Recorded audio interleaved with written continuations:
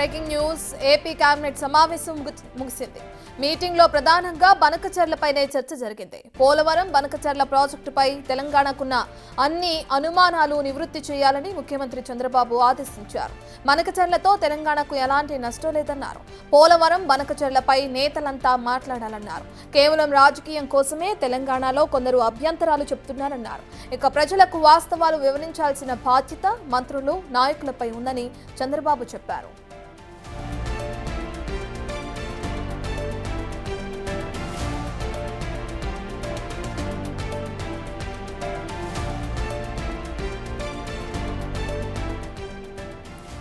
ఈ రోజు AP cabinet సమావేశం జరిగిన విషయం మనందరికీ తెలిసిందే. ఇక ఈ సమావేశం ముగిసింది. సమావేశంలో ప్రధానంగా బనకచర్లపైనే చర్చ జరిగినట్లు కూడా మనకు తెలుస్తుంది.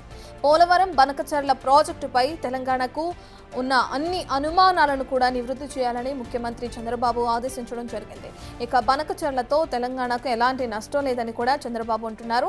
దానికి సంబంధించి ప్రతి ఒక్కటి క్లారిటీగా తెలియచేయాలి ప్రజలకి కానీ నేతలకి కానీ అని చెప్పి కూడా చంద్రబాబు ఆదేశించడం జరిగింది. ఈ సమావేశంలో ఇక పోలవరం బనకచర్లపై నేతలంతా మాట్లాడాలి అన్నారు. కేవలం రాజకీయం కోసమే తెలంగాణలో కొందరు వ్యక్తులు కావాలని అభ్యంతరాలను వ్యక్తం చేస్తున్నారని చెప్పి కూడా చంద్రబాబు అంటున్నారు. ఇక ప్రజలకు వాస్తవాలు వివరించాల్సిన బాధ్యత అటు మంత్రులు నాయకులపై ఉందని చంద్రబాబు చెప్పడం జరిగింది.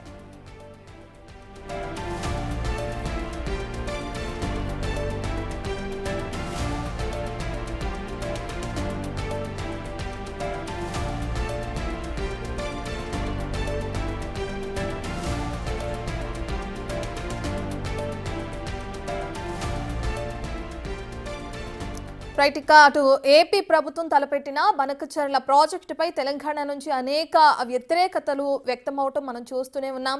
అయితే ఈ రోజు జరిగిన మీటింగ్లో కేబినెట్ మీటింగ్లో చంద్రబాబు దీని గురించి ప్రత్యేకంగా ప్రస్తావించారు. ఎటువంటి అనుమానాలున్నా లేదంటే ఇటువంటి ప్రశ్నలు దీనిపైన తలెత్తినా వాళ్ళకి సమాధానాలు చెప్పాలి అని చెప్పి కూడా మంత్రులకు ఆదేశించడం చూస్తున్నాం. దీనికి సంబంధించిన పూర్తి డీటెయిల్స్ అందించడానికి మా ప్రతినిధి శివ అందుబాటులో ఉన్నారు. రైట్ శివ, ప్రధానంగా ఏదైతే బనకచర్ల ప్రాజెక్ట్ ఉందో దానివల్ల తెలంగాణకి ఎటువంటి ఇబ్బంది ఉండదు అని చెప్పి కూడా ముఖ్యమంత్రి చంద్రబాబు నాయుడు చెప్పడం మనం చూస్తున్నాం. దీనికి సంబంధించిన డీటెయిల్స్ ఏ విధంగా ఉన్నాయి, ఇంకా మీటింగ్ లో ఎటువంటి అంశాల గురించి చర్చించారు? ఏపీ కేబినెట్ దాదాపుగా 42 అంశాలతో మంత్రుల కేబినెట్ ఆమోదం తెలిపింది. అజెండాలోని అంశాలతో పాటు అనేక అంశాలకు సంబంధించి సీఎం చంద్రబాబు మంత్రులతో చిట్చాట్గా మాట్లాడిన పరిస్థితి అనిపిస్తుంది. ముఖ్యంగా పోలవరం బనకచర్ల అనుసంధాన ప్రాజెక్టుపై తెలంగాణకు ఉన్న అన్ని అనుమానాలను కూడా నివృత్తి చేయాలని చెప్పి సీఎం చంద్రబాబు స్పష్టమైన ఆదేశం జారీ చేశారు. పోలవరం బనకచర్ల అనుసంధాన ప్రాజెక్టు ద్వారా ఏదైతే వరద జలాలను అంటే సముద్రంలోకి వెళ్లే నీటిని మనం వినియోగిస్తున్నాం, దానివల్ల తెలంగాణకి ఎటువంటి నష్టం లేదు. అలాగే తెలంగాణలో అనుమతులు లేకుండా చాలా ప్రాజెక్టులని చేపట్టారు, కానీ ఎప్పుడు కూడా మనం అభ్యంతరం చెప్పలేదు. పోలవరం బనకచర్లపై నేతలంతా మాట్లాడాలి, కేవలం రాజకీయం కోసమే తెలంగాణలో కొందరు అభ్యంతరాలు వ్యక్తం చేస్తున్నారని చెప్పి చంద్రబాబు మంత్రులకు చెప్పారు. ప్రజలకు వాస్తవాలు వివరించాల్సిన అవసరం ఉంది, ఖచ్చితంగా దీనిపై నాయకులు మంత్రులు స్పందించాల్సిన అవసరం కనిపిస్తా ఉందని చెప్పి కూడా సీఎం చంద్రబాబు చెప్పడం జరిగింది. ఒక అంతా కూడా చంద్రబాబు మంత్రుల తీరుపై కొంత అసంతృప్తి కూడా వ్యక్తం చేసినట్లు కూడా తెలుస్తుంది. ఎందుకంటే బనకచర్ల ప్రాజెక్టు విషయంలో తెలంగాణకు సంబంధించి అన్ని రాజకీయ పార్టీలు మాట్లాడుతున్నా కానీ ఏపీకి సంబంధించి మంత్రులు కానీ లేకపోతే అధికారులు కానీ ఎవరు మాట్లాడిన దాఖలాలు కనిపించడం లేదు. కేవలం గతంలో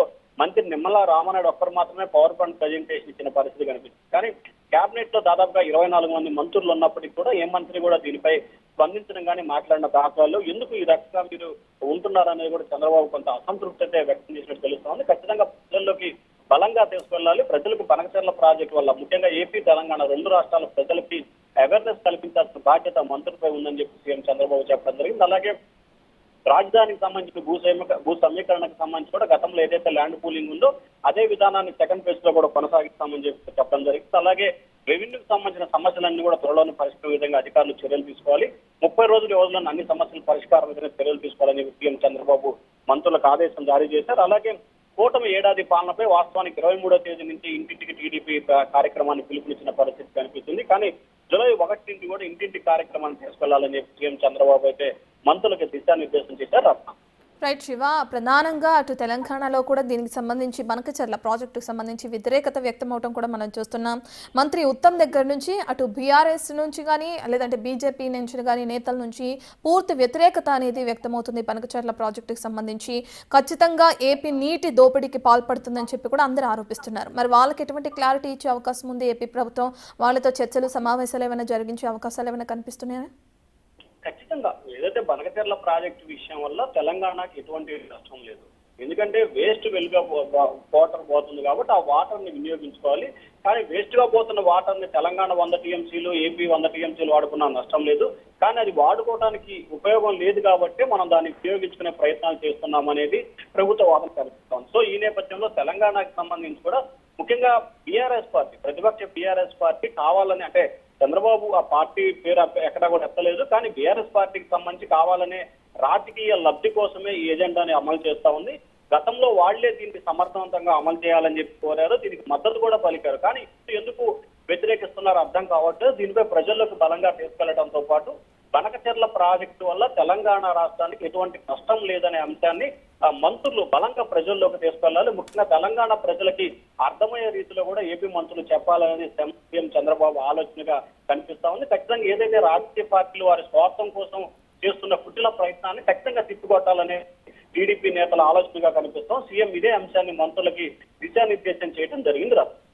రైట్ శివ, ఇంకా ఈ మీటింగ్లో ఎటువంటి నిర్ణయాలు తీసుకున్నారు? బనకచెర్ల ప్రాజెక్టుకి సంబంధించి కానీ లేదంటే ఇతర అంశాల గురించి కానీ, ఇక ప్రధానంగా బనకచెర్ల ప్రాజెక్టు పైన అటు ఏపీ ప్రభుత్వం ప్రత్యేక దృష్టి సారించినట్లు కూడా మనకు తెలుస్తుంది.